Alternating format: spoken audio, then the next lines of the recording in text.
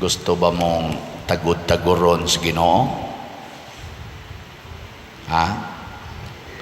Why gusto tingali nato eh? Ako di sa ko gustong tagod-taguron, mahimot ang dugo-dugo ana. Pero mauday ko nunay buhaton sa Ginoo basta maabutan taniya nga wa magbuhat sa atong mga sugo. Na bang gisugo nato ba? Gilingi ay mong tupad ing na nagbuhat ka sa gisugo sa Ginoo nimo. Basig wa sad ka kahibaw. Daghan ra ba nato? Gasigi lang tag sugo, sigig sugo. Ato ra gyung sugo moy atong gibuhat sama ng mga minyo ang ila dayong sugo nga gihunahuna nga kinahanglan ang ilang mga anak maka-eskwela gyud. Kinahanglan ang ilang anak mulampos gyud pag-eskwela. Para nako di man asugo sa Ginoo pakapin ra man na. Ang una gyung sugo sa Ginoo nga gidawat sa mga ginikanan, agakan ninyo ang inyong mga anak subay sa maayong Kristohanong kinabuhi. Kana ngunay sugo sa Ginoo. Bikin sang ginikanana dinhi ang nagsigig yung tudlo ana silang mga anak bita sa kamot. Nga tulo ra ka buok ko sara di ay. Sa kana mamakak no. Munang ang atong sugo kana gyud pag-eskwela. Kinahanglan gyud mo graduate nga maayo og grado. Hangtod na lang malatusan na lang ng mga bata, mayawyawan, makasab-an para lang gyud mo eskwela. Nya mao din ay gusto sa Ginoo. Maabutan kita sa Ginoo nga sigig pangasaba sa mga anak na giingon diri, sigig pamunal, sigig pangasaba sa iyang mga isig kasulugoon na tagod-taguron gyud hinuon taniya. Una mao nay unang sugo sa Ginoo. Tumanon gina nato ang pag-agak sa atong isig katawo subay sa dalan sa Dios nung dalan. Ikaduhang sugo sa Ginoo kinahanglan mutabang kita nga mawagtang ang sala, nga mawagtang ang mga buhat nga sala. Sama karon panahon sa eleksyon, daghang mga sala mahitabo. Atong tabangan nga dili mulkaylap ang sala. Naagani manaot ayaw tubaga. Nya kamusang nakadungog nga nanaot ni siya sa iyang isig ka politisyan, tambag-tambagi sad nga uno nga lang na siya brad or sis kay murag di man maayo ana. Tabangan na to ba nga ang sala di kayo mo grabe. Imong bana mangabit ayaw kasabi. Aron dili kayo mo grabe ang sala. Sag dahil lang na siyang ngabit, bahalag sakit, ihilak lang. Aron siya ra gyud makasa. Nya ikaw nga wa mangabit, wa ka makasa. Bana sa ka imong asawa nangabit, ay lang sa kasabi. Ayaw lag hulga-hulgaa. Makasa na sad ka ana kay kana laging kasuko, pagpamunal ana.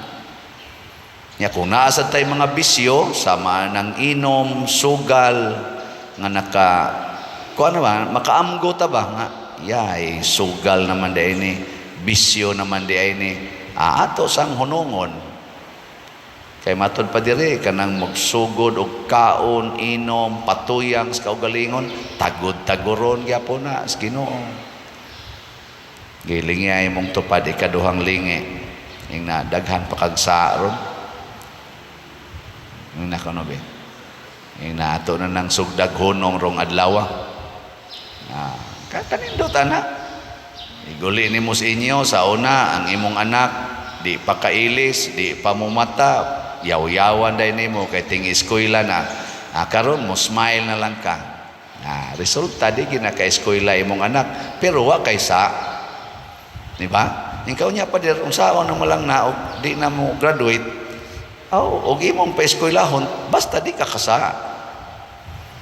Nya mga estudyante sad na bullying, sige bugal-bugal. Ikaw nga estudyante gibugal-bugalan, ayaw lang sad kasuko. Ingna lang sad nga, yay, tagud-taguron ko anik masuko ko. Ingno nimo may na lang na nga siya ray tagud-taguron sa Ginoo, di lang ko maapil. Mga maestra karon pila ka kabuk tagud-taguro sa Ginoo ron sig pangasaba sa estudyante no. Yaw na tagud-taguro na mo ron. Ay gyud kasuko maestra, ay kasuko dia. Sa dailan na dia magwala nang imong estudyante, amami lang na, di madag am ina tagud-taguro na sa Ginoo, okay na kayo. Di ba? Niya ug wa pa jud ka mo palit og slot unsa may mahitabo nimo, tagud-taguron sa ka nga naman kay matod pa diri sa Ginoo, kinsa man ang buotan nga sulugoon, siya nga kamaong mudumala sa pag-apod-apod sa mga bahandi o sa mga pagkaon nga gihatag kaniya ngadto sa iyang isig kasulugoon. Unya wa man gyud ka mo palit og slot, bisag usa lang kabuok, wa ka mo apod-apod, wa nimo gi-share ang imong gidawat nga bahandi, sige lang kag tigom, wa kay kalainan atong sulugoon nga tagud-taguron. Mo na palit yung slot. Anong inyong magkuntutukan nga guol man kay mong mga naong basta mo hisgot at tag slot, malipayon man gyud na ang mamalit. Salamat ha, as of yesterday ang atong holy pads, holiness, peace, and divine salvation para sa National Retreat for Priests, nahalina na taog 9,114 kaslots. Pakpak. Daghan na taghalinda. Ani, gabot anig 10,000 kapin. Awa na, sirit-sirit na ni. Mahurot na ni inig ka January. Time sa mura mag-November ni Kotob tingali kay January wa naman. November 7 baya nito 9. So ay kumpiyansa mahutda niya mo. Nya naasay nakapalit ananay ni appeal sa atong 10 slot challenge. Kotob ra ni karong September 5 ni abot na sa 465 ka 10 slot challenge. So pakpakan sa nato. Salamat. Nya ang atong HSSG, Healing, Strength, and Spiritual Growth para ni sa atong 10th Foundation Anniversary karong September 5 sa 6,000 nga atong gibaligya nahalina na taog 2,158 kaslots. Pakpak na sa Stilan 3,842 na lang. Gusto mo healing og strength og spiritual growth la palit mo ani. Pero kini siya dili ni ingon nga unsa no. Gitagaan lang tag opportunity nga maka-apod-apod. Ano bang i-share ba atong mga bahandi kay mapahimuslan man gid ni labi na sa atong mga kaigsuonang nanginahanglan.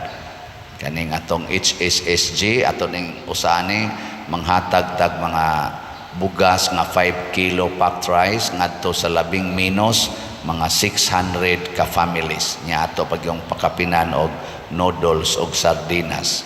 Sina ganang 600 ka pamilya nga porting lisura nga atong category D sa atong mga parokyano makakaon ka og kanang hinatag bitaw nga 5 kilo nya arang-arang pagid nga bugas lipay na kayo kami ganis una tagaan lang gani mig 2 ka kilo lugaon pag gani usahay ilog na mamigkaon labi na gyud buyokon tong papa nya mga lisbo na nga humay kay panagsara mamikakaon anang humay katumuntong mais nga ginaling sa bato pastilan ilog tumigkaon hastagong dukot nga tuas kaldero humulag tubig sigihang yung dugkal kanon yung may humuta gidan sahay gos mamam palit og puso isuwa na mos kanon nga bugas Abi na mo abi na ko guys, una kanang puso nga kanang binaki may tawag ato kanang maganaan na triangle, hiwa-hiwa o mama, abi na kog sudan na, di man din na sudan.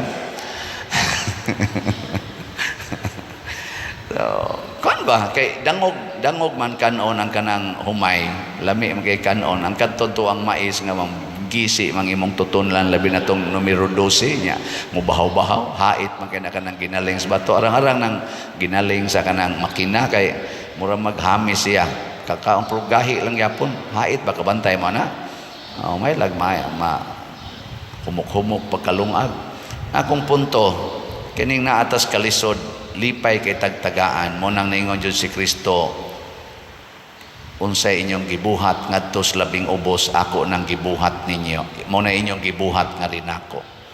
Sa atong unang pagbasa si San Pablo niingon siya nalipay mi og niluag-luag ang among dughan sa dihang nakita namo nga lig-on ang inyong pagtuo. Pasabot ang taga Tesalonica nagtuman unsay gisulti nila ni San Pablo. Nya kay nagtuman man sila nakita nilang San Pablo nga inspiring. Kita sa dinhi kung magtuman sa tasogos Ginoo makadasig sa atong isig katao. Diri sa atong tubag sa salmo o Ginoo pun-a kami sa imong gugma. Nya unsay resulta kung mapuno na tas gugmas Ginoo? Mag-awit kita sa kalipay. Kanabitang gihigugma gitas Ginoo. Porti ginato abisa ka ato lang ganing isig katao kanang asawa nga sige gigugmas bana magkanta-kanta na ini kabuntag no kanta-kanta pero nauli ging bana hubog unya wa pagi kwarta ikabuntag ana mura na nagkabaw nga gustong manungay sige na nagyaw-yaw kay wa may gugma nya kinsa man ang higugmaon sa Ginoo iyang punon sa gugma kadto sa mga buutang sulugoon ang mga tapulan ug mga bisyoso ug mapahimuslanon tagud-taguron sa Ginoo. Sige, katapos ang lingi sa imong tupad practice ing na sugod karon imo na kong sulugoon. Sige, ing na. Nindot kaya na inig magpakasulugoon mo sa inyong parish priest inigingos parish priest pamalit mog slots palit dayon kay mga buutan mang sulugoon di ba ako apel sa kog palit kay ang nagsugo ani di man ako ang Ginoo man ang simbahan nga atong gihigugma ang simbahan nga atong gialagaran gimanindog na ta mga buutang sulugoon